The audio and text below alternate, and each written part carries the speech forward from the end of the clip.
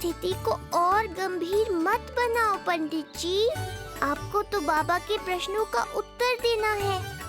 एक बार मेरी ओर देख लो, आपको स्वयं ही पता चल जाएगा कि आपको इस समस्या को कैसे सुलझाना है।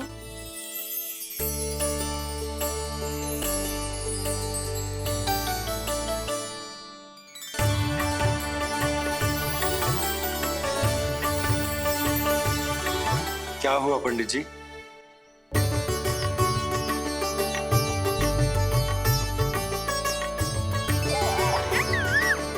बधाई हो लल्ला, इतना प्यारा नाम मिलो है तुम्हें। नंदराज जी, जब भी मैं लल्ला को देखता हूं तो मुझे भगवान श्री राम की झलक दिखाई देती है। क्यों ना दिखाई देगी, उन्हीं के तो अगले अवतार हैं ये। कभी कभी तो मन में विचार आता है कि एक वो भी समय था जब भगवान इस धरती पर अवतार लेते थे और हम मानव के बीच में घूमते फिरते खाते पीते थे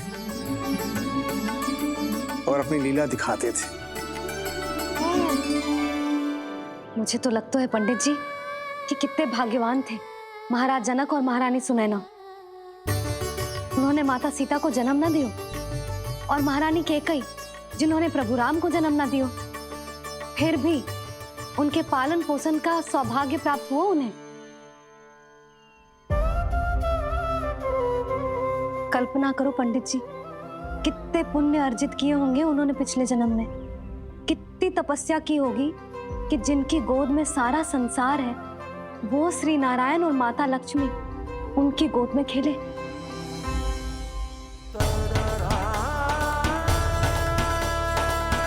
संसार में अवतार लेकर सांसारिक नाते भगवान को भी निभाने पड़ते हैं, फिर हम तो मानव हैं। संसार में अवतार लेकर सांसारिक नाते भगवान को भी निभाने पड़ते हैं, फिर हम तो मानव हैं।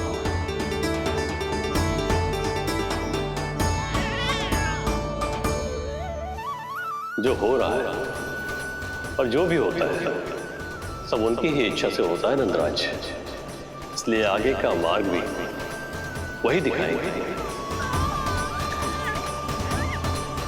तो आपने मुझे मेरे प्रश्नों के उत्तर दिला ही दिए।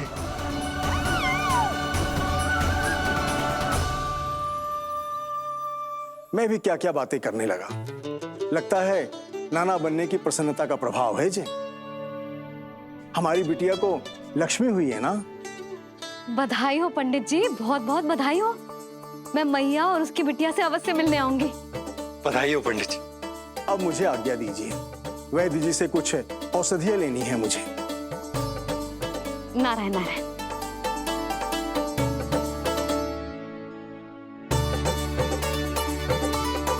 आजा लल्ला, आजा।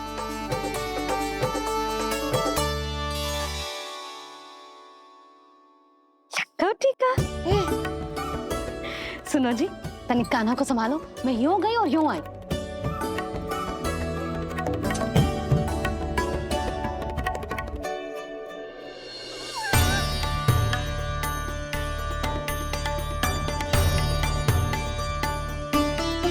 क्या हुआ? मैं देख रही हूं नामकरण के बाद से एक बार भी आपने कान्हा को गोद में ना लिया है। सब ठीक है ना? हाँ, सब ठीक है। अब सब ठीक। लो मेरा लल्ला।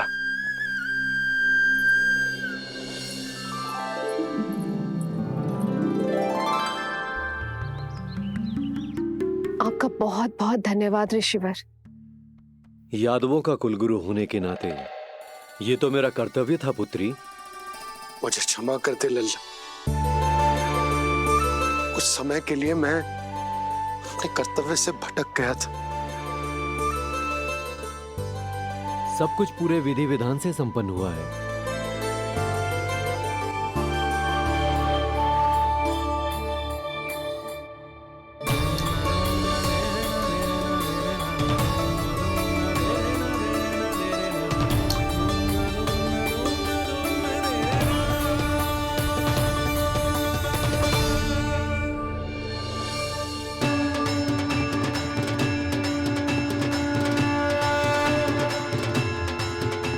जो नाम मैंने दिया है,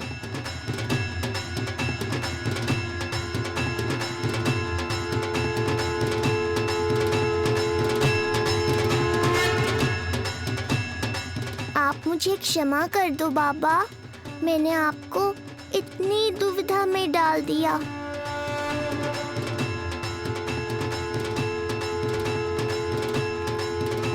और इस तरह नंद को सब कुछ पता चल गया।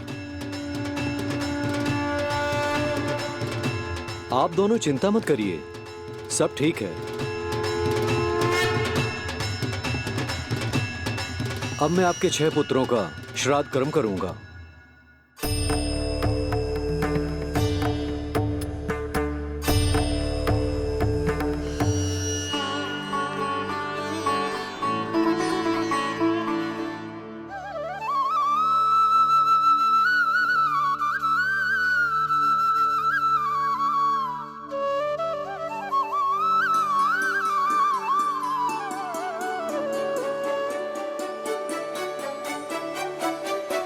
कान्हा, क्या हुआ जो मैं तेरा वास्तविक बाबा ना हूं? क्या अंतर पड़तू कि तुम मेरे आराध्य के अवतार हो? महत्वपूर्ण बात तुझे है कि मुझे तुम्हारे साथ मुस्कुराने को, तुम्हें खिलाने को, तुम्हारा ध्यान रखने को, तुमसे प्रेम करने को सौभाग्य प्राप्त हो।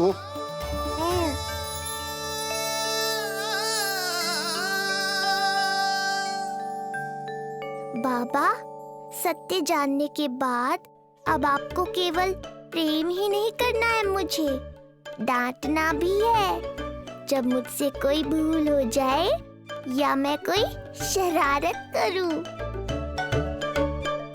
तुमने मुझसे कुछ कही कान्हा, पर ये सब जानने के बाद तुम्हें कैसे डांट सकता हूँ? बताओ ना कि कैसे मैं तुम्हें ये वो कहूँ? सब आप मुझ पर छोड़ दो बाबा।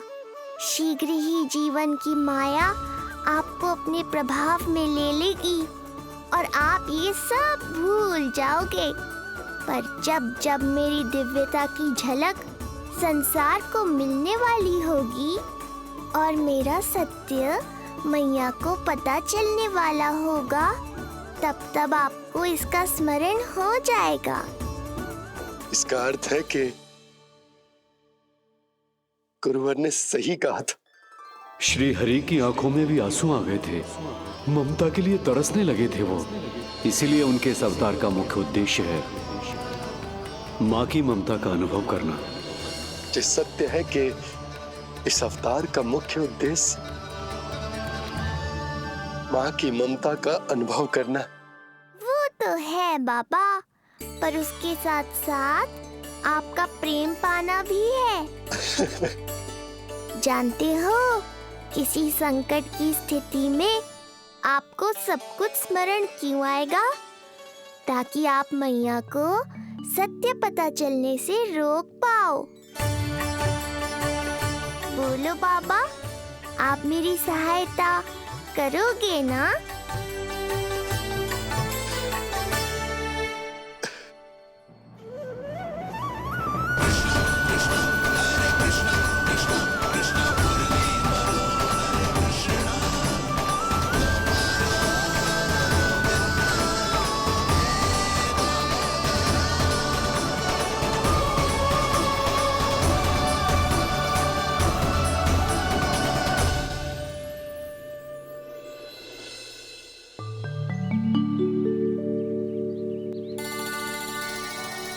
अब तो मेरा कान्हा बैठना सीख गया। अब आगे से मैया कार्य करेगी तो कान्हा मैया के निकट ही बैठेगा। कितनी अच्छी तरह से बैठने लगो मेरा कान्हा। तेरे बाबा कुछ अधिक ही व्यस्त हैं आज।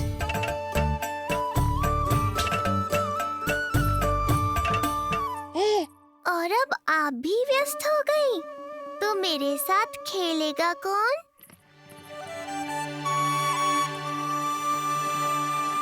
लल्ला कान्हा, लो भाभी, खिले हुए फूल भी ले आई हूँ और शीघ्र ही जाके तरकारियाँ भी ले आऊंगी। अच्छा हुआ जानकी आ गई, अब यही खेलेगी मेरे साथ। अरे जे क्या, फिर से पाल निकाल रहे हो? बस बस कान्हा, अब खेल में मत लगा मुझे, बहुत सारे कार्य पड़े हैं करने को। ये भी कार्य करने चली गई, अब मैं क्या करूं?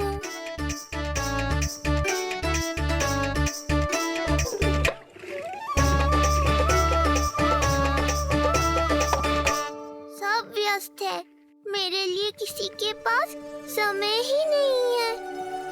लगता है इनका ध्यान बटाने के लिए अब मुझे कुछ करना ही होगा।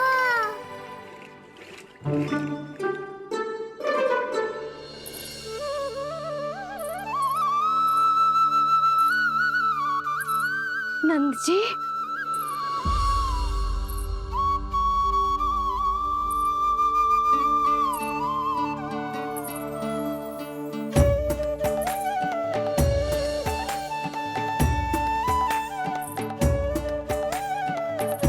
जानकी, देखो मेरा लल्ला पहली बार घुटने के बल पे चल रहा है।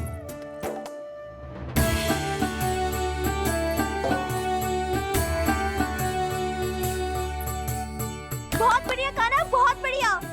बस यही तो चाहिए था। आजा कान्हा, आजा इधर आ, मैया के पास आ। कान्हा, आजा अपने बाबा के पास, आजा।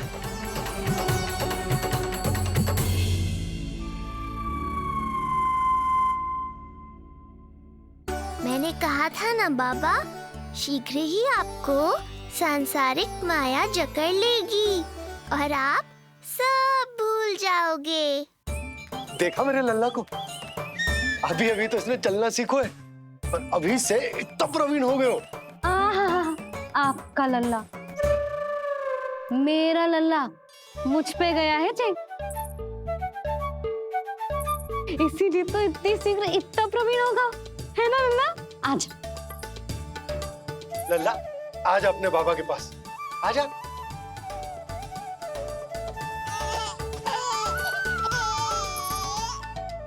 भ्रमित कर दियो आपने इसे, कितने चाव से अपनी मैया की ओर आ रहा था।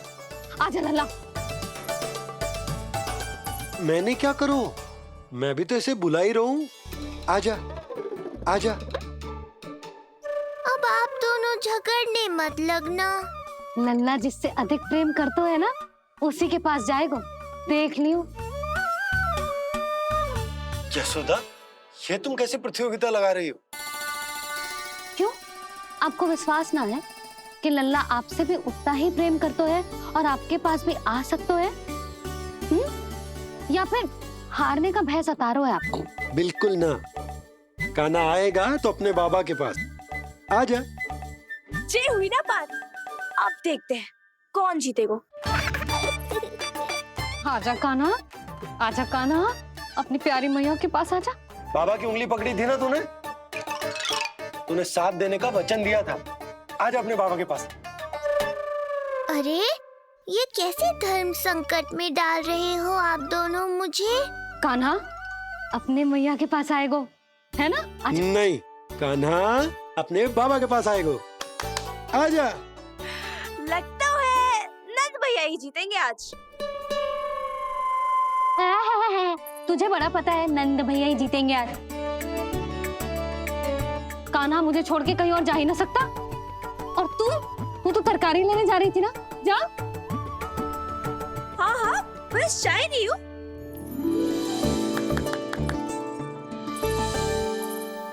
लल्ला देख, मेरे पास आएगो तो माखन मिलेगो, बहुत अच्छा माखन मिलेगो। आजा। कान्हा, मेरे पास आएगो ना तो बहुत अधिक माखन मिलेगो। आजा, आजा, आजा।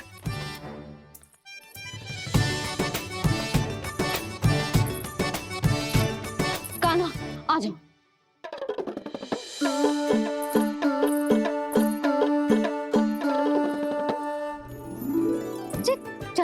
पीछे जा रहा है? कहीं से जानकी से अधिक प्रेम तो ना होगा? ना लल्ला ना। क्यों रे लल्ला, ये करेगा तू मेरे साथ? हैं? सुधा, ये सब परिहास की बात, सबका कोई विशेष अर्थ ना है। कहीं ऐसा तो ना है क्योंकि मैं आजकल इस पर अधिक ध्यान न दे पा रही तो इसे जानकी से लगाव होगा? क्योंकि सारा दिन तो मैं कुछ ना कुछ कार्य करती रहती हूँ। सुनो जी, इसे भ्रम तो ना होगा कि इसकी मैया है कौन? सुधा, ऐसा कभी हो सकता है क्या? तुम कुछ अधिक ही सोच रही हो। वही तो, किसी संतान को अपनी मैया के बारे में भ्रम हो ही नहीं सकता। ना, जे आपके पीछे भी चला जाता ना तो ठीक था, किंतु जे तो जानकी के पीछे चला गया।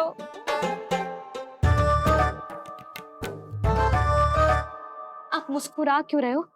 हाँ बोलो ना, ये संभव है क्या? लो, तुम्हारी इस प्रतियोगिता के चक्कर में मैं तो भूल ही गया कि उपनंद भैया को लेन देन बताना है। वो मेरी प्रतीक्षा कर रहे होंगे। मैं चलता हूँ। अरे किंतु मैंने जो पूछा वो तो बताया ही ना आपने। एक बार तुम्ही ने कही थी कि मैया अपने लल्ला के मन की बात उसके बिना कहीं जान लेती, तो पूछ लो अपने कान्हा से।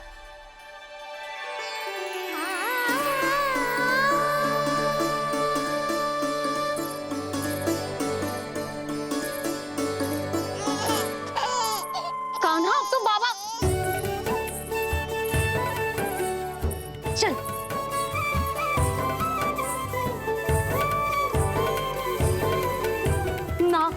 ना लल्ला, कछु और ना। बाबा से प्रेम है, जानकी से प्रेम है, बस अपनी मैया से ना है ना। अरे मैया, ऐसी बात थोड़ी ना है। 9 माह तक पेट में कौन पालती है? मैया। दूध कौन पिलाती है?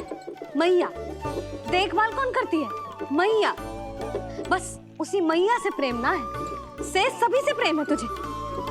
तो ठीक है फिर, अब बात भी उन्हीं से करियो।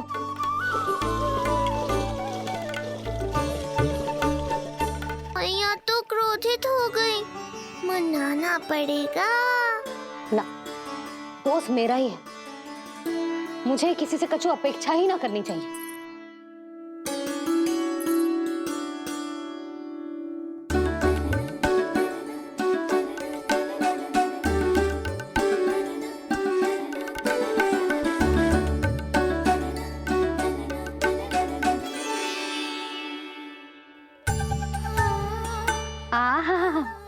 अब स्वयं को प्रेम चाहिए तो चापलूसी कर रहे हो? छोड़।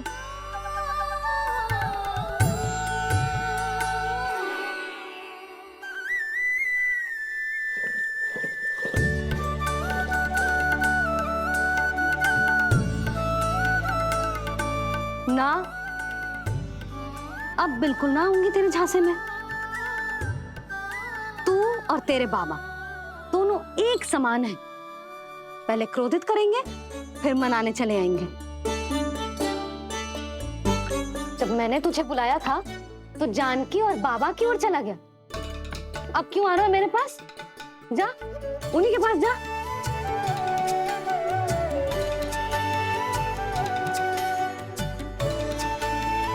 देख लल्ला, अब अपनी जे प्यारी सी मुस्कुराहट दिखा के ना मुझे मनाने का प्रयास मत ही कर। मैंने कान्हा कहाँ गया? कहाँ गया कान्हा? कान्हा कहाँ थे अब तक? पहले ही क्यों नहीं बताया कि ऋषि गर्ग की क्या योजना है? बता, क्या देखा, क्या सुना? महाराज, मैंने पूर्ण प्रयास किया किंतु मुझे कुछ भी नहीं सुनाई दिया। दबाव बढ़ा।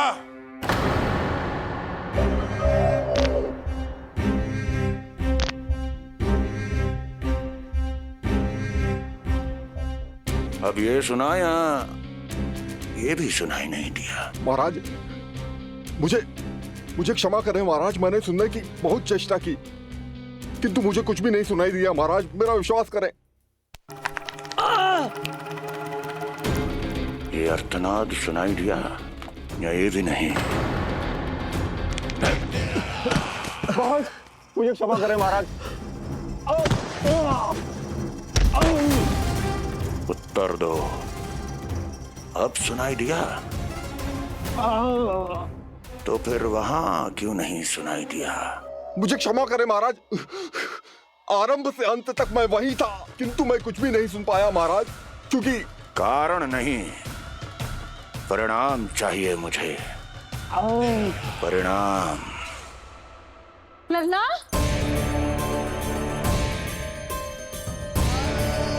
लल्ला कहाँ छुप गए तू? कान्हा, कान्हा, सामने आजा मेरे लल्ला। कहाँ है?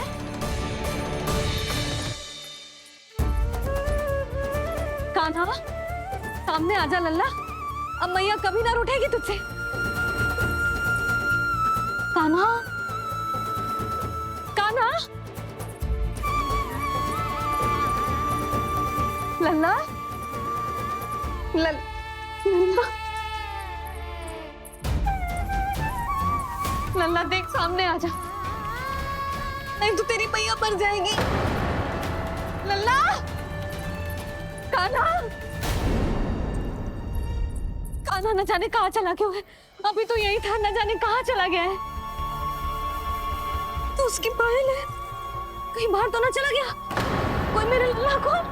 यशोदा, कोई ना लेगा होगा लल्ला को, और वो स्वयं भी कहीं ना जाएगा, यहीं कहीं होगा। आप इतने शांत कैसे हो? आपको कुछ पता है क्या? ये क्या है? एक पायल अभी भी उसके पैर में है, और है तो अपनी मैया का ही लल्ला, एक जगह टिकेगा ना हो, इसीलिए कह रहा हूँ कि मैं पल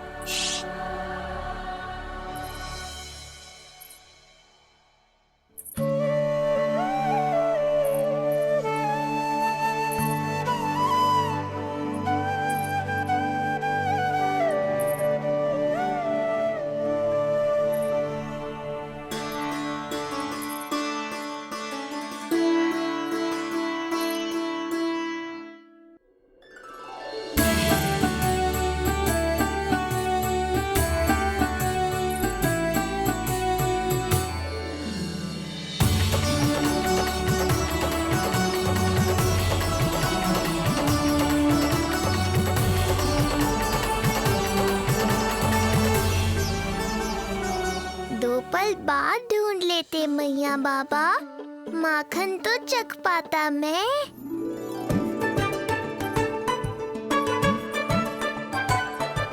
ये क्या कर रहे है तू?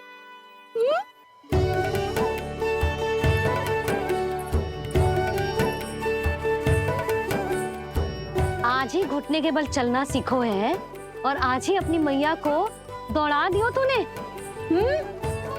ये जो छोटी छोटी पहियां है ना, इनमें पायल ना बेड़ियां पहनाऊंगी मैं। कही थी ना मैंने, तुम व्यर्थ ही घबरा रही हो, और इतना घबरा गई कि घबरा के आकाश सर पे उठा लियो। मैंने आकाश सर पे उठा लियो, और वो भी व्यर्थ में? मेरे कहने का अर्थ जे ना है यशोदा, व्यर्थ ना, मैं तो केवल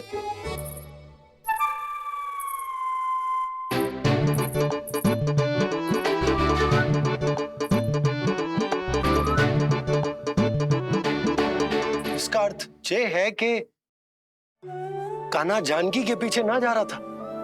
जब आप भी बाहर जा रहे थे तो जे आपका पीछा ना कर रहा था। इसे तो बस बाहर जानो है। क्या चल रहा है? हाँ, चल चल अंदर चल।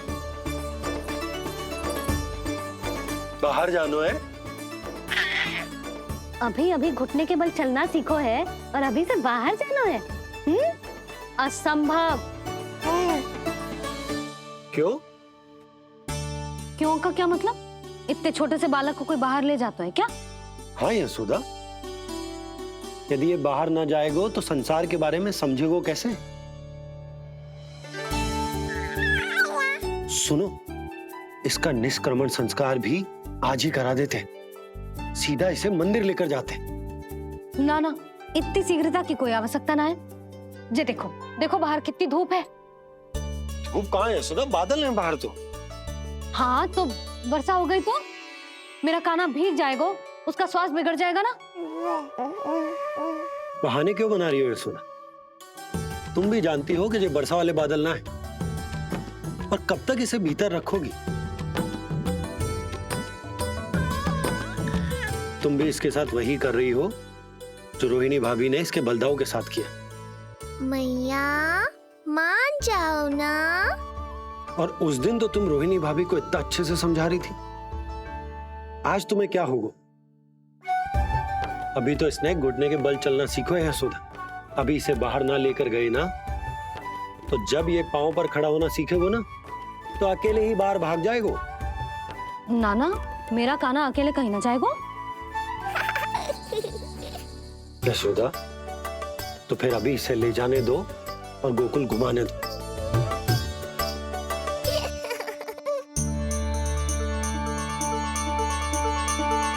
देखा लल्ला, आज्ञा मिल गई। अब आज पहली बार लल्ला और बाबा बाहर जाएंगे घूमने के लिए। चल, आज बाबा और लल्ला पहली बार बाहर जाएंगे। हाँ, चलो। रुको, आपको क्या लगा था कि मैं लल्ला को अकेले छोड़ दूंगी? जहां जहां कान्हा जाएगा वहां वहां उसकी मैया भी जाएगी। कभी तो नंद और नंद लाला को एक साथ समय बिताने दिया करो। कुछ कही आपने? नहीं। तो बस फिर गौशाला से आरंभ करेंगे, फिर गांव घुमा के मंदिर ले जाएंगे इसे। मैं एक्शन में आई। देखा, अभी तो तेरी मैया मंदिर भी जाने को तैयार ना थी, और अब तुझे पूरा गांव घुमाने के लिए तैयार हो गई। इससे पहले कि इनके मस्तिष्क में कोई नया विचार आ जाए, यहाँ से चले चलो बाबा, शीघ्र चलो। दया कीजिए, दया निदान, क्षमा कर दीजिए। कितनी बार तुझे गर्ग ऋषि के आश्रम भेजा, तू वहां कुछ नहीं सुन पाया। गर्ग ऋषि यहाँ आया, तू यहाँ कुछ नहीं सुन पाया। जब तू कोई कार्य करने योग्य ही नहीं, तो फिर तेरा क्या? स्मरण करें महाराज, स्मरण करें कि आपको भी एक नाम बार बार सुनाई देता था। आप अपने कानों पे हाथ रख के यहाँ वहां घूम रहे थे, छटपटा रहे थे, किंतु हम में से किसी को भी उसका स्वर नहीं सुनाई दे रहा था। महाराज, स्मरण कीजिए। कृष्ण कृष्ण कृष्ण कृष्ण कृष्ण। जैसे उस बालक के जन्म के समय आपके कानों में ध्वनियां गूंज रही थी।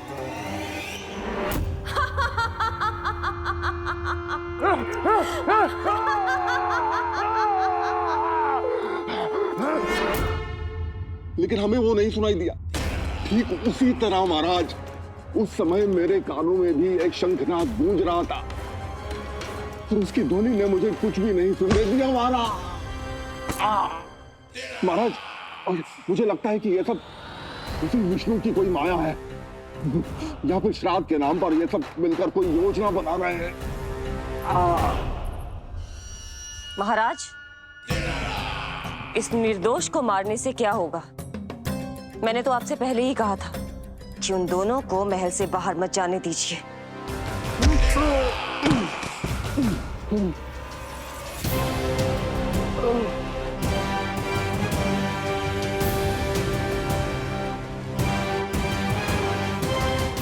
सही कह रही हो तुम। इसको मार के क्या होगा?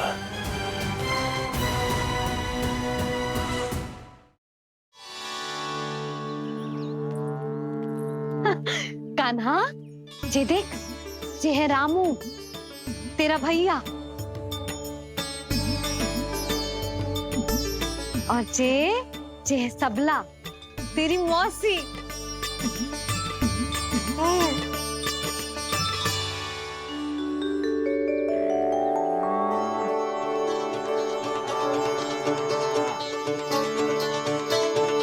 जी, कान्हा को देख के सबला की भी ममता उमड़ आई। सुनो, पूरा गांव घुमानो है, उसके पहले ही मेरे कान्हा की बुरी दृष्टि उतार लेते हैं, नहीं? अच्छा। हे गौ माता, आज तुम्हारा भतीजा पहली बार घर से बाहर निकल रहा है, इसे सबकी बुरी दृष्टि से बचाइयो।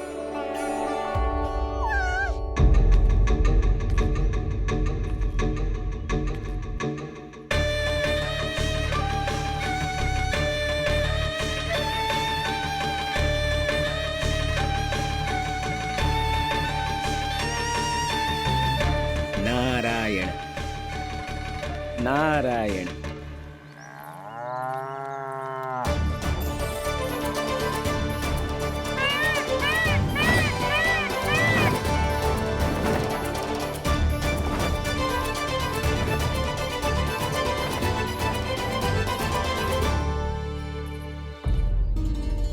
देखा प्रभु, लोग आपके चपलासुर का कितना सम्मान करते हैं, पर आपके दरबार में मुझे आपका चापलूस कह के ही पुकारते हैं प्रभु कंस।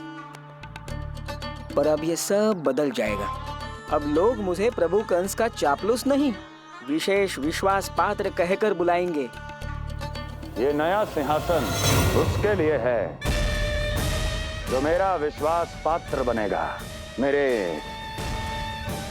दाहिने हाथ की तरह। इसीलिए तो यहाँ आया हूं मैं, ये देखने कि प्रभु कंस का कार्य करने के लिए सब लोग इतना हिचक क्यों रहे हैं। ऐसा क्या है उस बालक में?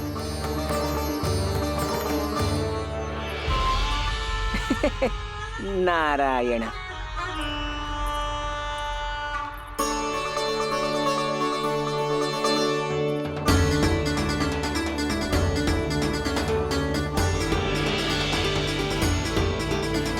नन्ना, ये देख, ये है तेरी प्रभावती मौसी का घर।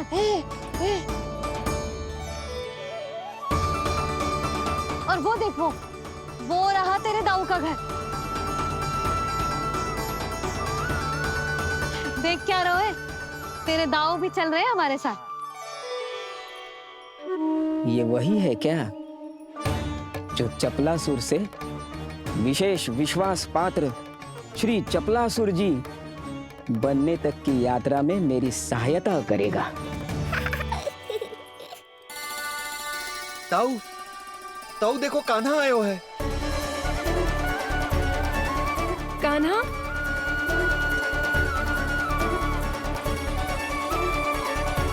घर से बाहर आकर तो और भी निखर गए हो गोकुल का राजकुमार।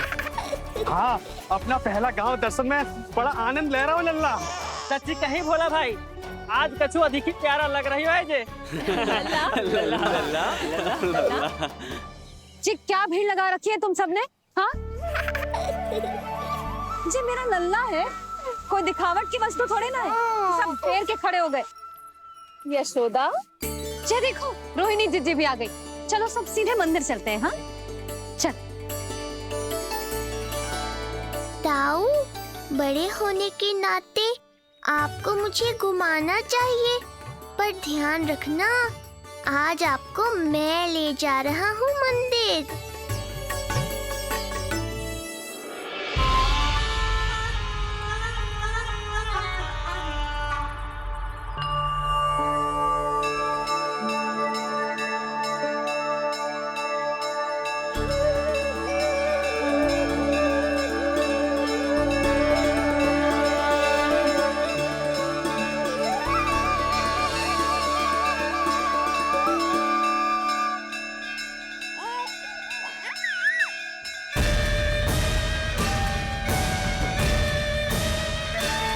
ये कैसे संभव है?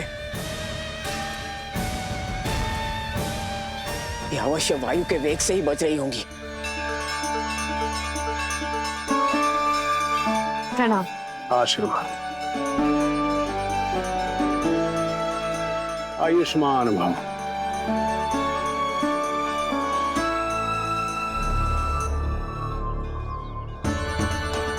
अरे जशोदा जी, कान्हा को पहली बार मंदिर लेके आई हो ना? बहुत ही अच्छे समय पे आई हो। देसी घी का हलवा बनाया मैंने प्रसाद में। इतनी अच्छी सुगंध, हलवा तो स्वादिष्ट लग रहा है। चलो, कुछ तो अच्छा किया सुलक्षणा चाची ने।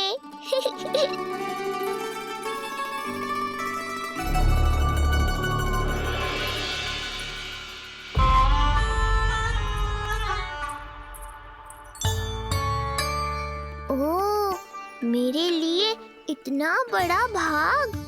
पता नहीं था कि इनका हृदय इतना बड़ा है। सबको प्रसाद दे दियो, अब स्वयं भी तो खाना चाहिए। अरे चाची, पहले मुझे तो खिला देती।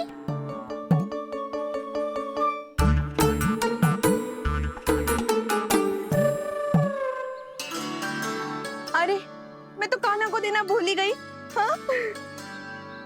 चलो, विलंब से ही सही, मेरा स्मरण तो हुआ आपको।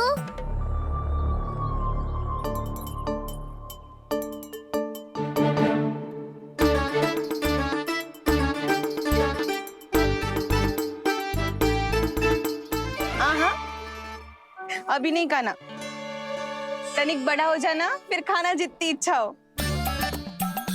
हाँ हाँ, हंस लो चाची।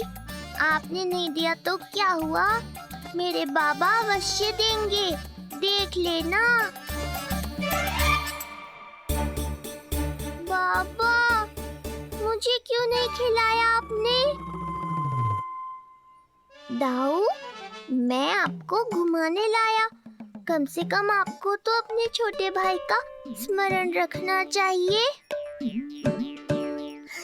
मेरी मैया मुझे अवश्य खिलाएंगी। देखो जी, इसका भी मन कर रहा है खाने का। मैया है ना, तेरी मैया ने अपने कान्हा के लिए पहले से ही बचा लिया था।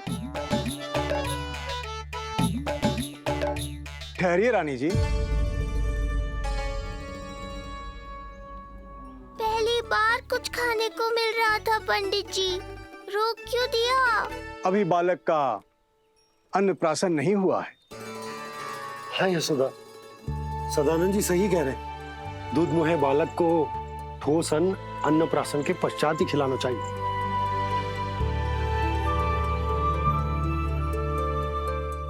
ना नन्ना, तू बस अन्नप्राशन तक रुक जा, उसके बाद तू जो कहेगो ना, तेरी मैया खिलाएगी तुझे।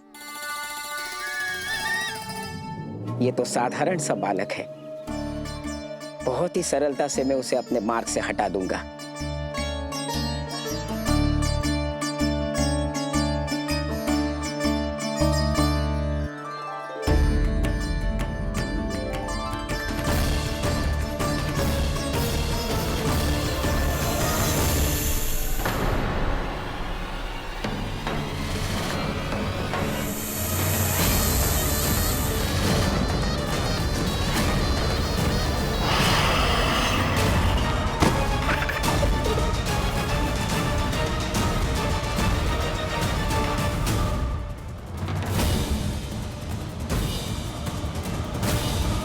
ये क्या था?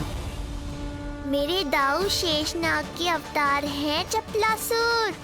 इनके रहते तुम मुझे हानि पहुंचाने का विचार भी मन में लाओगे तो ऐसा ही होगा तुम्हारे साथ।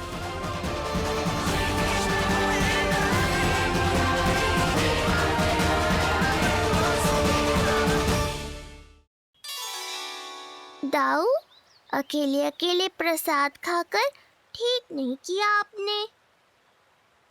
पंडित जी, जे हमारा कान्हा घुटने के बल चलने लगो तो क्यों ना इसका अन्न से परिचय करा दिया जाए। नंदराज जी, 2 दिन में पूर्णिमा है, बहुत अच्छा दिन है, तभी कर लेते हैं अन्नप्राशन संस्कार। 2 दिन की प्रतीक्षा और करनी पड़ेगी। जिज्जी, मेरा तो मन किया आज ही कर दूं अपने कान्हा का अन्नप्राशन। यशोदा, मैं तुम्हारी हृदय की पीड़ा समझती हूँ, पर तुम्हें और तुम्हारे लल्ला को 2 दिन और ठहरना है, ठीक है?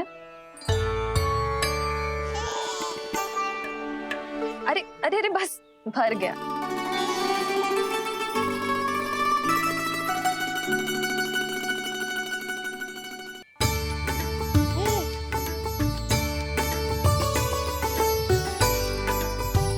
लो जीजी।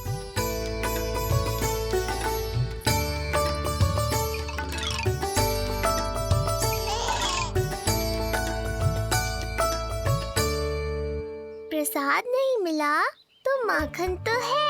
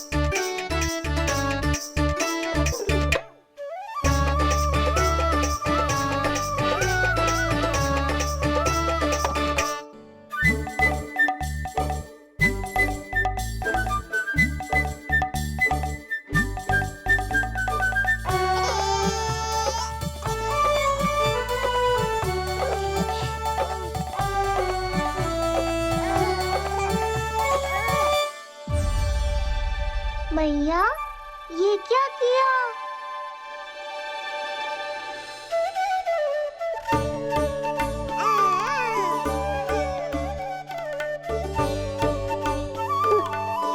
लगता है इसे माखन से अधिक ही प्रेम हो गया।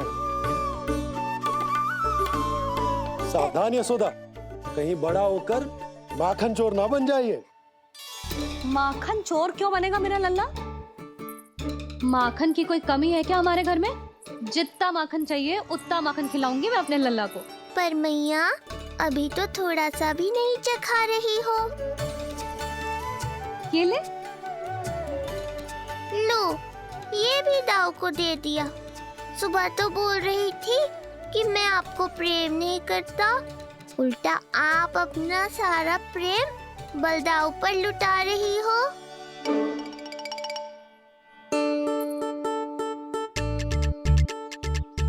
सुनो जी, कान्हा के चारों ओर सिरहाने लगा दो ना, नहीं तो जी फिर से इधर उधर चला ना जाए। क्या अच्छा सुझाव दिया तुमने। अभी लाए।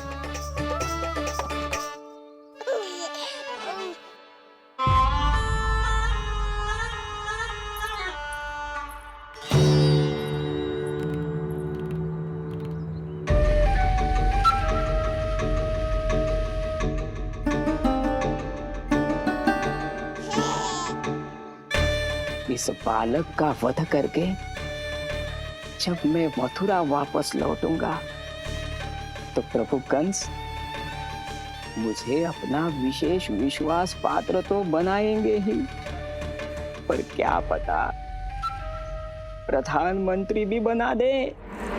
देवकी और वसुदेव अभी कहाँ हैं? अपनी संतानों के श्राद्ध के लिए ऋषि गर्ग के आश्रम जा रहे हैं। अब आप क्या करने वाले हैं महाराज? एक बार तो मैंने उन्हें प्राण दान दे दिया। बधाई हो कुंवर जी। अपनी पत्नी के प्राण बचाने में आप सफल हुए। दूसरी बार मैं उन्हें दंड देने निकला तो तुमने मुझे रोक दिया। बुद्धि बल का प्रयोग कीजिए स्वामी, शारीरिक बल की आवश्यकता नहीं। किंतु एक ही भूल को बार बार नहीं दोहराएगा कंस। मथुरा नरेश कंस के इस महल से वसुदेव और देवकी जीवित बाहर नहीं निकलेंगे। केवल उनके शव कंस मामा, आप उनको छू भी नहीं सकते।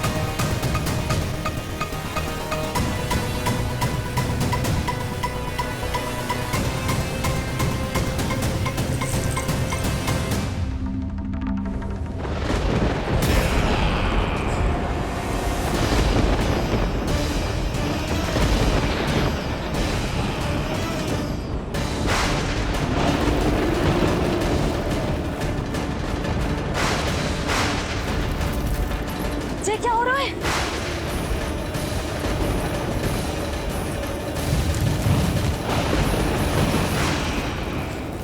ये क्या हो रहा है?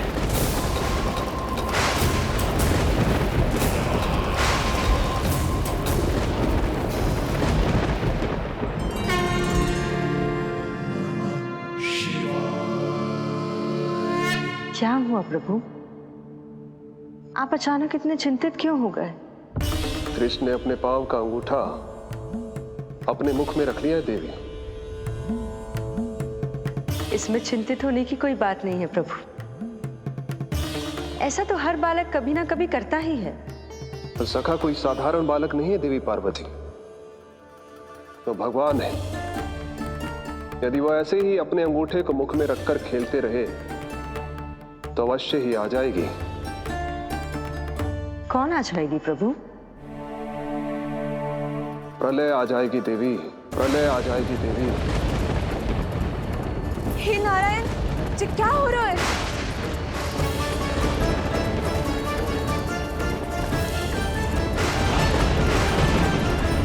जी ऐसे लग रहा है जैसे दिन में ही रात्रि के समान अंधेरा छा गया हो।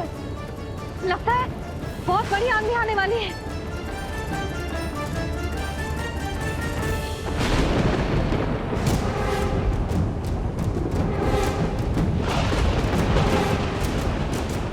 ये भीषण आंधी, ये मूसलाधार वर्षा, तुम दोनों ने ऋषि गर्ग के साथ मिलकर अवश्य कोई योजना बनाई है ना? बोलो बोलो, क्या है वो योजना? बोलो।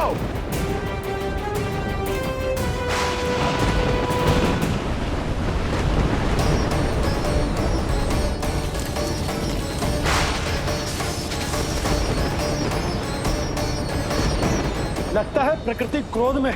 मैं जाकर गौशाला संभालता हूँ, कहीं कोई हानि ना हो जाए। तुम बालकों को भीतर ले जाओ।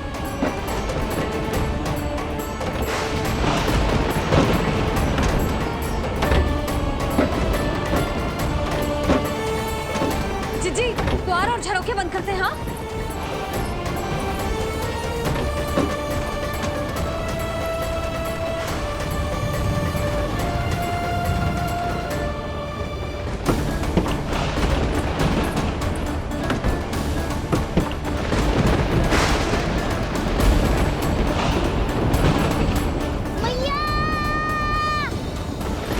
लल्ला, चल अंदर चल के खेल।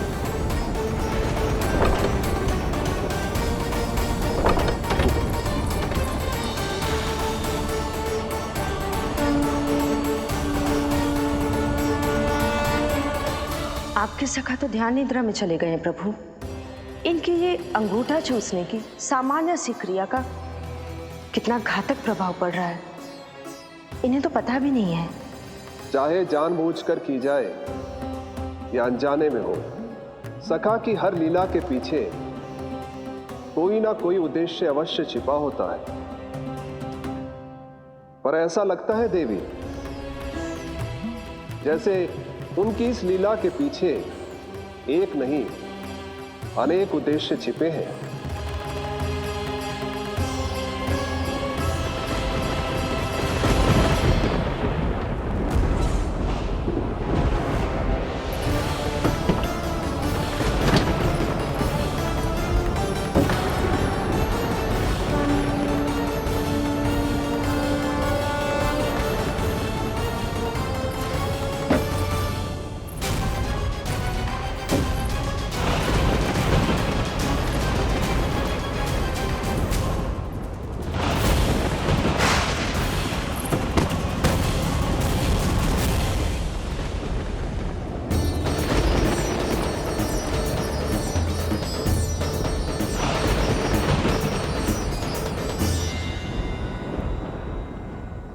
देख रही हो चिज्जी, प्रसाद ना मिली खाने को, तुझे पाँव का अंगूठा ही चूसने लग गयो।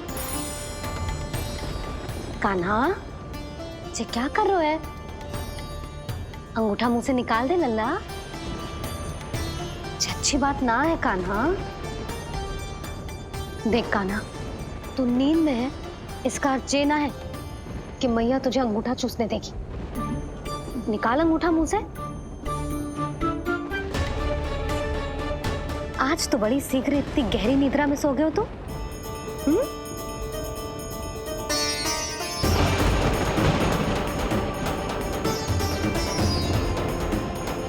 देख रही हो ना चिच्ची, अंगूठा मुंह से निकालने को तैयार ही ना जी। ऐसा क्या आनंद मिल रहा है?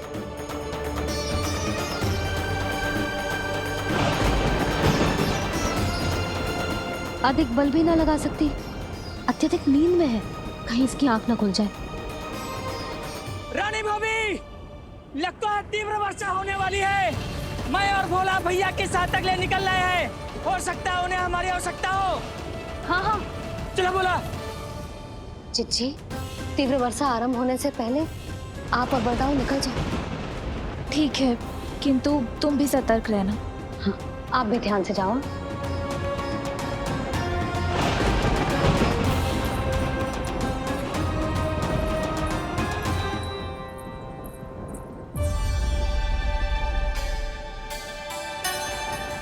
हे नारायण, वस्त्र बाहर सूख रहे हैं और तेरे अन्नप्राशन वाले चावल भी रखे। भीतर करना होगा ना अच्छी चांद की भी।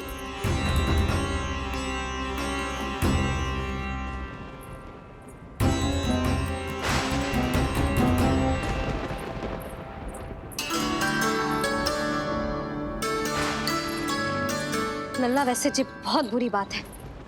अंगूठा मुंह से बाहर निकाल। केवल 2 दिवस में तेरा अन्नप्राशन है, फिर सब खाइयो। तनिक धैर्य रख। गुड़ तो प्रभु, स्वयं कृष्ण की मैया इनका अंगूठा नहीं निकाल पाई, तो अब और कौन निकालेगा? कैसे रुकेगी ये प्रलय? इसका एक ही अर्थ है देवी, अभी लीला समाप्त होने का समय नहीं हुआ। अभी तो कहना तो ये चाहिए कि लीला अभी पूरी तरह से आरंभ ही नहीं हुई है।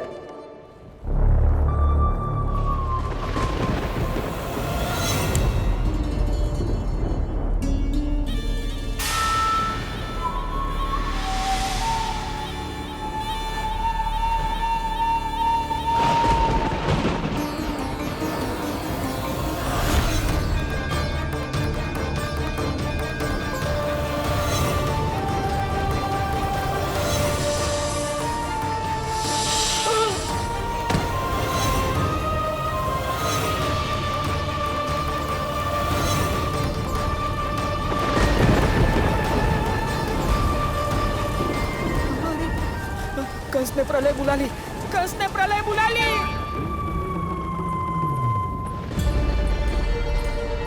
हे नारायण, ये वर्षा तो रुकने वाली ना है। गुड़ और गेहूं भीतर रख देती हूँ।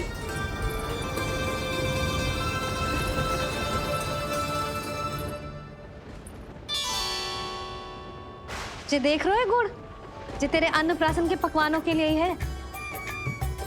कैसे कैसे करके बचा के लाई हूँ, कुछ पता भी है तुझे? और तू है कि जे अंगूठा ही चूसे जा रहा है। हाँ नहीं तो किंतु आज प्रलय भी आ जाए तो कंस की तलवार का वार रोकने में असमर्थ होगी। कंस के साथ विश्वासघात किया है, दंड तो मिलेगा। महाराज, वायुमंडल में अचानक आए इस परिवर्तन का हमसे कोई लेना देना नहीं है। हम तो बस अपनी संतानों के श्राद्ध के लिए जा रहे थे। मूर्ख हूं मैं, मूर्ख हूं मैं। कंस एक मूर्ख है, मूर्ख हूं मैं। अब अच्छी तरह जानता हूं मैं, श्राद्ध केवल एक बहाना है। किंतु सत्य यह है कि तुम और वो ऋषि गर्ग मिलकर मेरे विरुद्ध एक षड्यंत्र रच रहे हो, और ये तुम्हारी योजना है। भैया, ये आप क्या कह रहे हैं? कैसा षड्यंत्र, कैसी योजना? हम तो केवल श्राद्ध के लिए गए थे। बहुत अवसर दिए मैंने तुम दोनों को, किंतु तुमने बार बार बार बार बार बार मुझे मूर्ख बनाया। इसलिए अब मैं अवसर दूंगा अपनी इस तलवार को।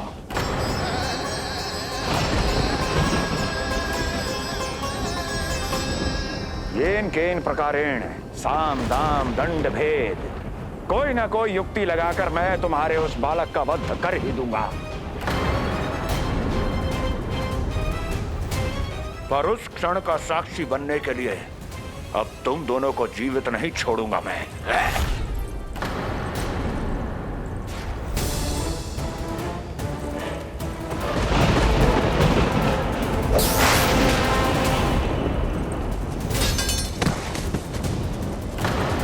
स्वामी,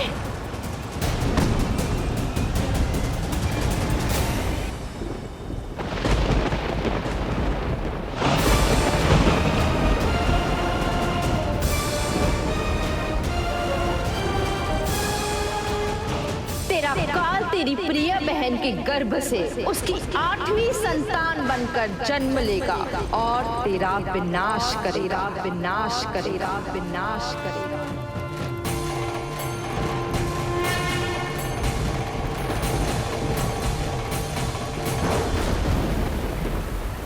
प्रलय आने वाली है, प्रलय आने वाली है, प्रलय आने वाली है।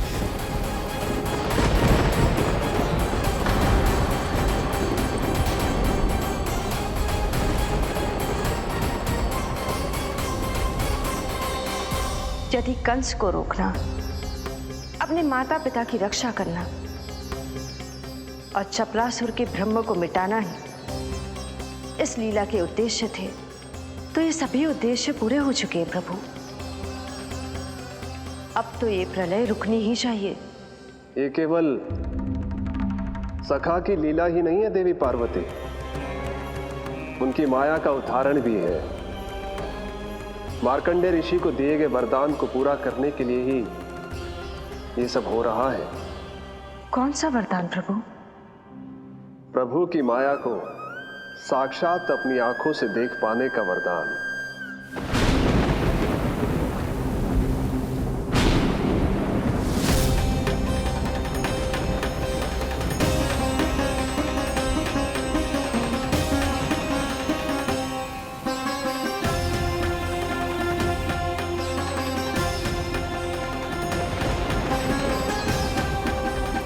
हे नारायण, क्या ये प्रलय है? क्या संसार समाप्त हो रहा है? तो फिर मुझे मिले इस जीवन का क्या अर्थ है?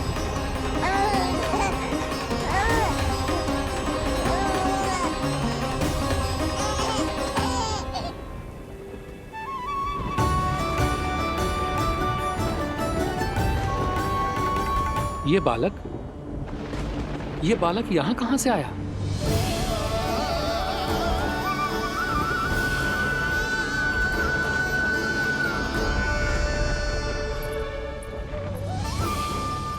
सोते हुए कितना निर्दोष लगता है जी।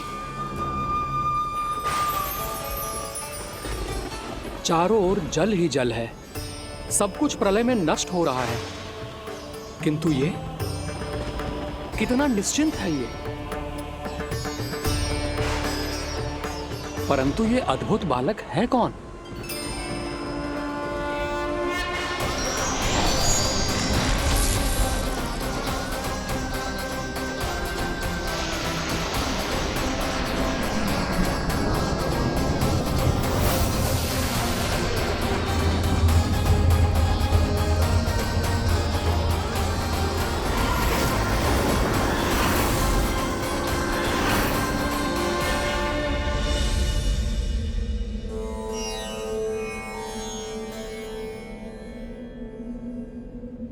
जिन घने काले बादलों ने आकाश को घेरा हुआ था, कहां गए वो? यहां तो प्रलय का कोई चिन्ह ही नहीं है।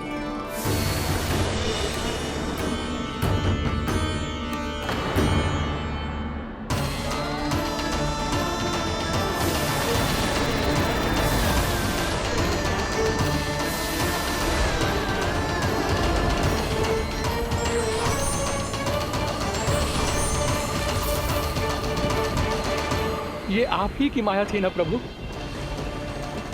मुझे इसका साक्षी बनाने के लिए आपका बहुत बहुत धन्यवाद। परंतु इसका अर्थ क्या है प्रभु?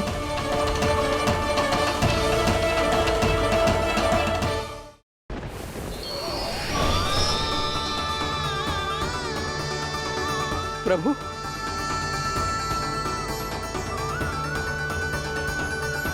इसका अर्थ ये है कि ये मानव संसार वट वृक्ष पर स्थित है और मानवों का जीवन काल वट वृक्ष के पत्ते पर विश्राम करती एक जल की बूंद के समान होता है।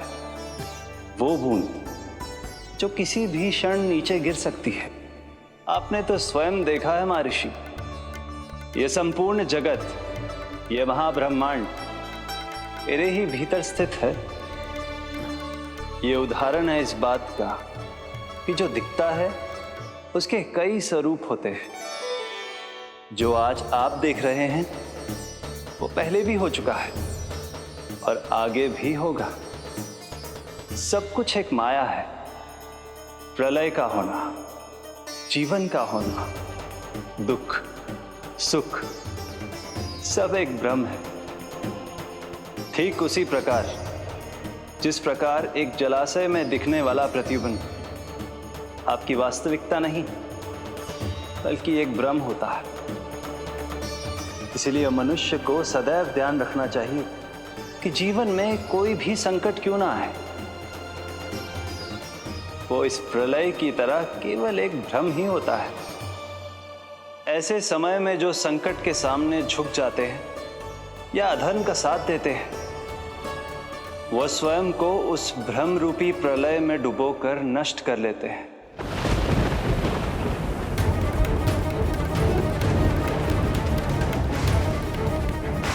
पर जो मेरी शरण में आकर संकटों का सामना करते हैं, वो स्वयं को कठिन से कठिन प्रलय से भी उभार लेते हैं। किंतु प्रभु, सभी व्यक्तियों में संकटों का सामना करने का साहस नहीं होता। कृपा करके आप कुछ ऐसा कीजिए जिससे आपके भक्तों को इतना बल मिले कि वो कठिन से कठिन परिस्थितियों का सामना भी सहर्ष कर सकें। मैं वरदान देता हूं महर्षि, पीपल के पत्ते पर बाल कृष्ण की इस छवि का स्मरण मेरे जो भी भक्त करेंगे उनके साथ मेरा आशीर्वाद सदैव बना रहना। वो चाहे कितनी भी कठिन परिस्थिति में क्यों ना फंसे, बाल कृष्ण की ये छवि उन्हें उससे उभर पाने में सामर्थ्य प्रदान करेंगे।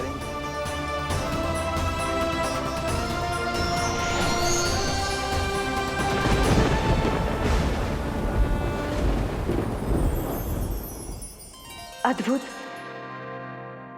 तो ये कोई साधारण लीला या भ्रम नहीं था, मानव मात्र को नारायण से मिला वरदान था ये। पर अब क्या होगा प्रभु? कैसे रुकेगी ये प्रलय?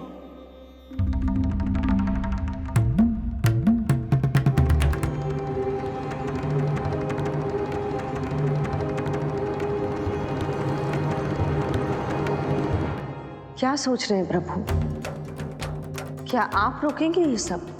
नहीं प्रिय, ये कृष्ण की माया है, वही इसे रोक सकते हैं। पर मैं अपने सखा से भेंट करने अवश्य जाऊंगा। पर पिछली बार की तरह बिना उपहार लिए नहीं।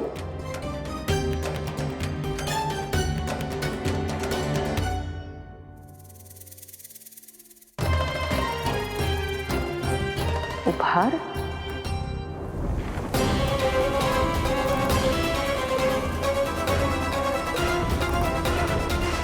आप तो प्रलय का भी सामना करने के लिए तैयार थे ना भैया? अभी तो प्रलय भी नहीं आई और आपकी ये दशा हो गई। महाराज,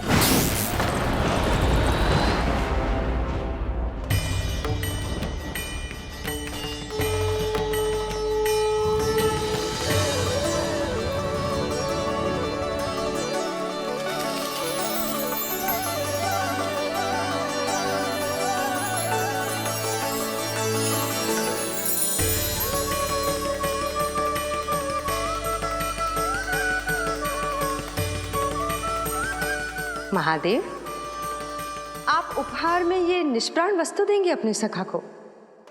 सही पहचाना देवी, पर उपहार देने से पहले इसे आकार दूंगा मैं, क्योंकि प्राण तो इसमें बाल कृष्ण ही भरेंगे।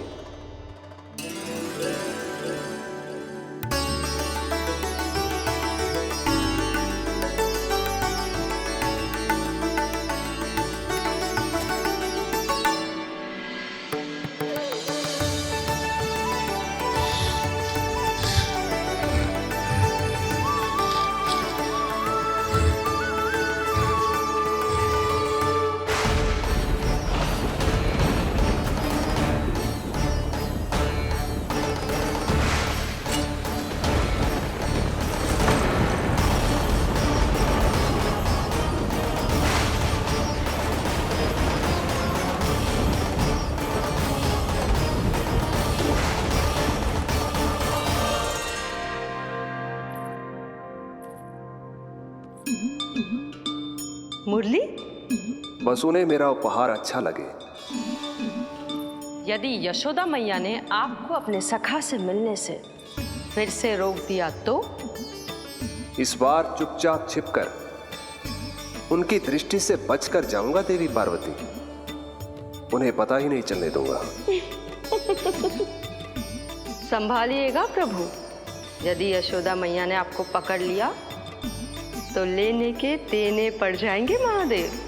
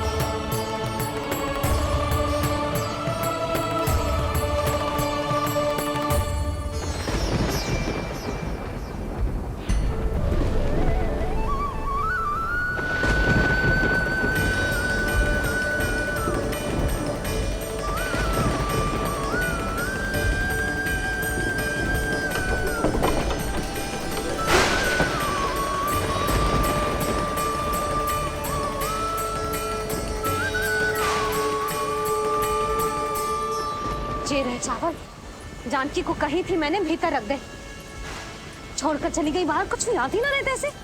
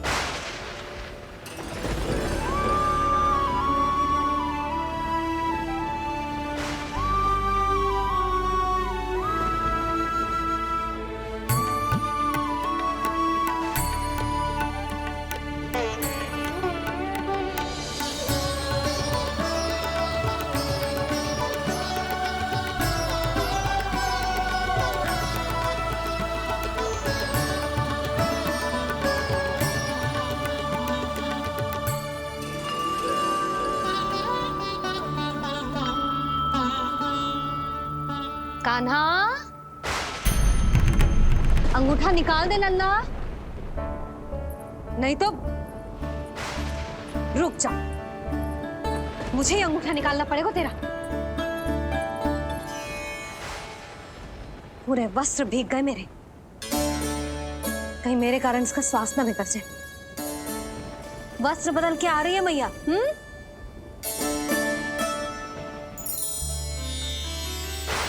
आ रही हूं।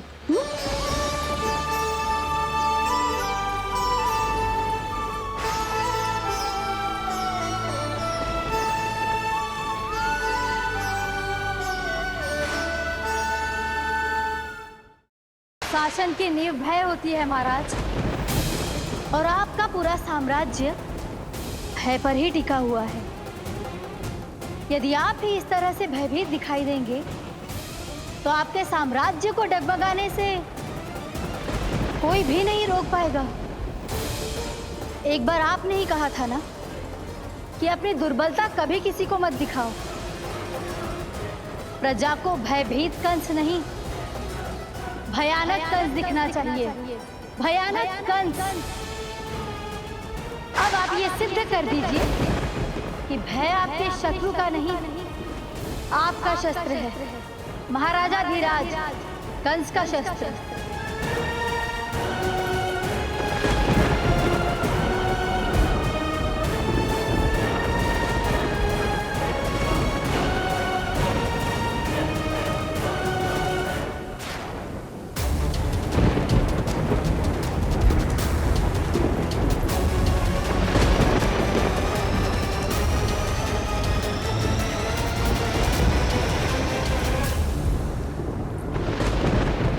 उससे क्या भयभीत होना, जो स्वयं भयभीत हो।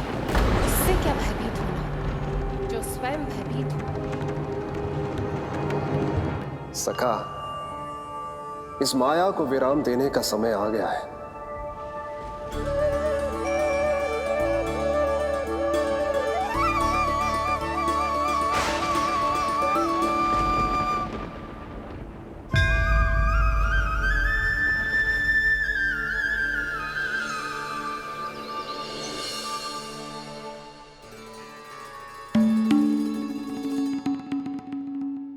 सभी आपके चरण धोकर उसका चरणामृत पीते हैं सखा, और आपने उसी चरण को अपने मुख में रख लिया।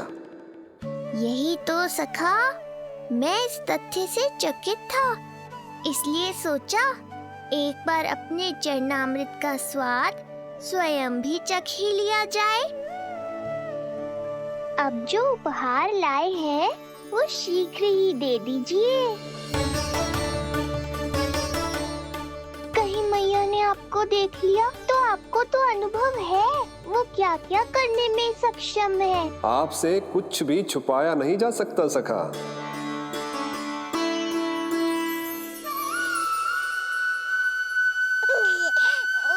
इन अधरों पे पांव के अंगूठे से अधिक ये मुरली शोभा देगी सखा।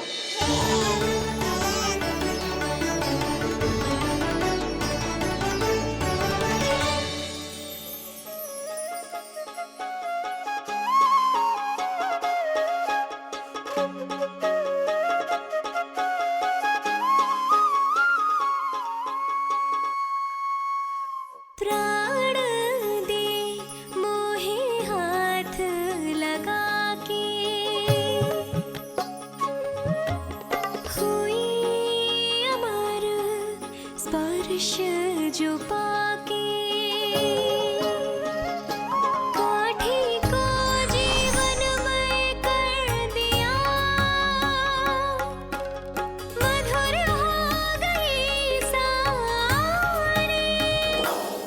मन प्रसन्न मेरा तन प्रसन्न, प्रभु आज से मुरली हुई है तुम्हारी। मन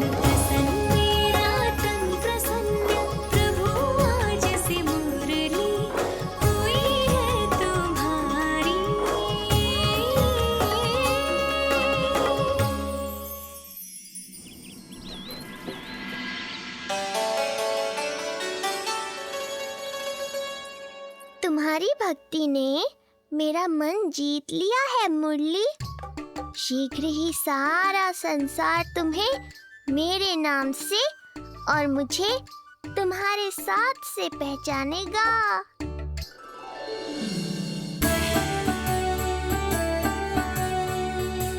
प्रभु, मेरे प्रभु, इस अनमोल भेंट के लिए आपका बहुत बहुत धन्यवाद सखा।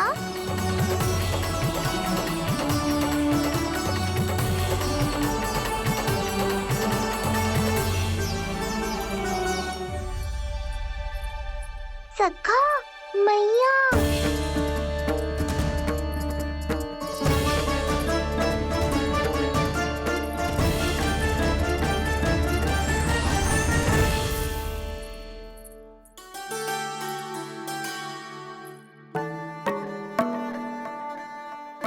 अच्छा जी, तो तूने अपना अंगूठा मुंह से निकाल ही दियो।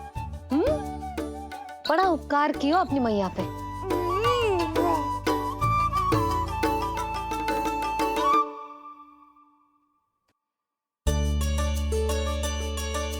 प्रभु, मैया, ऐसा मत करो।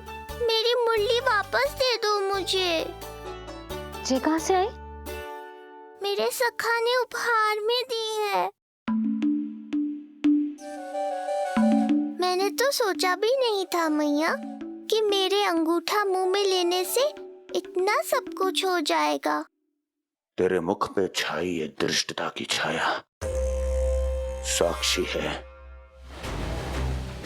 ये जो भी हुआ, ये तुम दोनों, उस ऋषि गर्ग और तुम्हारे उस पुत्र का किया धरा है, जिसे तुमने मुझसे छुपा रखा है। जो स्वयं दूसरों का बुरा करते हैं, उन्हें सदैव यही लगता है कि उनके पीठ के पीछे उनके विरुद्ध कोई न कोई षड्यंत्र हो रहा है। मुझे तनिक भर भयभीत देखकर इतना साहस आ गया तुझमें कि मुझे प्रति उत्तर देगी। लगता है तुम दोनों महाराज की तलवार के वार को भूल चुके हो। स्मरण करो, इतने वर्षों में इसने एक बार भी तुम्हें छुआ तक नहीं, लेकिन अनेकों बार तुम्हारे हृदय को रक्त रंजित कर चुकी है ये। मेरी इस तलवार ने तुम दोनों की 6 संतानों का रक्त चखा है, और अब एक और संतान के रक्त में स्नान करने वाली है ये। वो संतान जो गोकुल में पल रही है। बस कंस भैया, बस बस कंस भैया, बस बस कंस भैया, बस।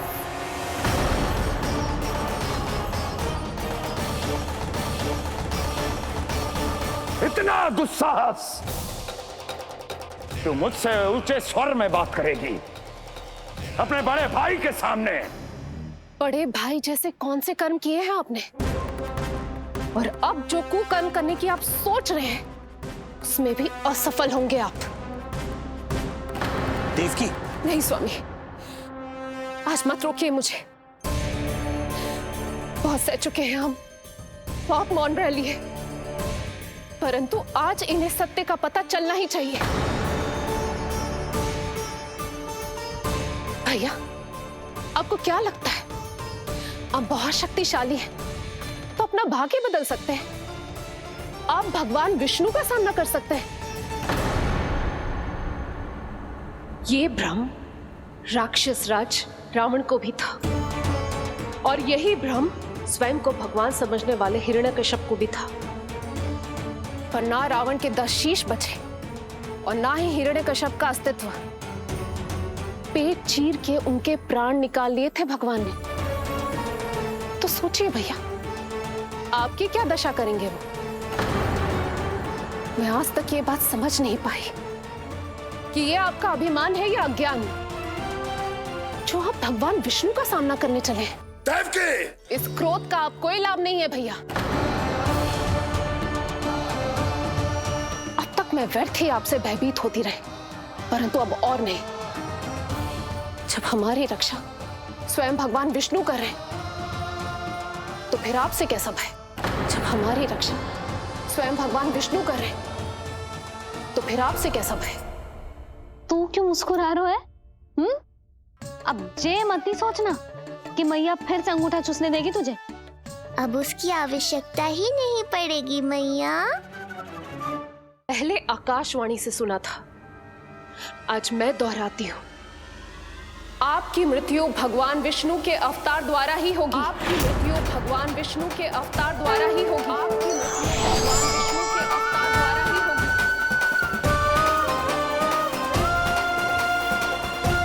भले ही वो कहीं भी क्यों ना हो।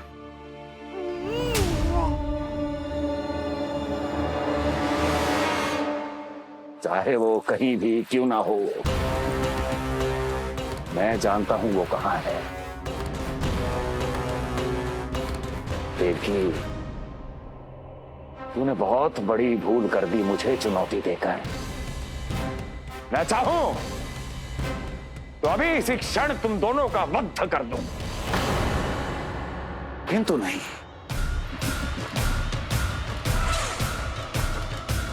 तुम्हें श्राद्ध करना बहुत प्रिय है ना?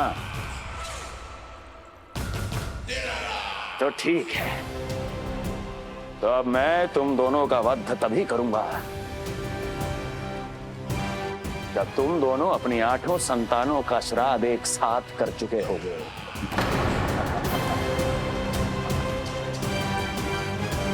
श्राद्ध की तैयारियां करो।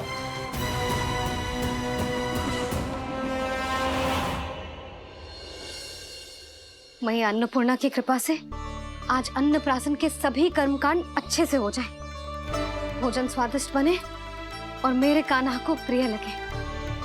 बस इतना आशीर्वाद दे दो तुलसी मैया। मैया, कहीं उसे ऐसा ना लगे कि उसकी मैया को अच्छा भोजन बनाना आता ही ना है।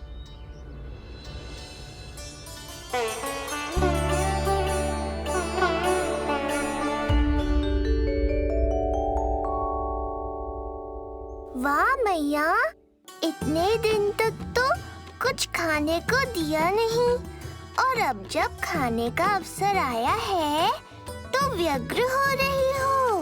मेरे बारे में भी तो कुछ सोचिए प्रभु, 2 दिन से यही अटकी हूँ।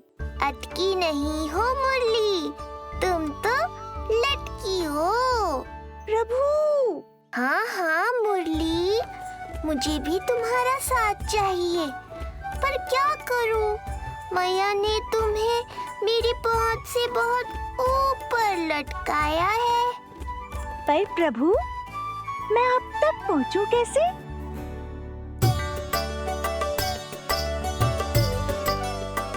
प्रभु, सोचिए मत, कुछ करिए।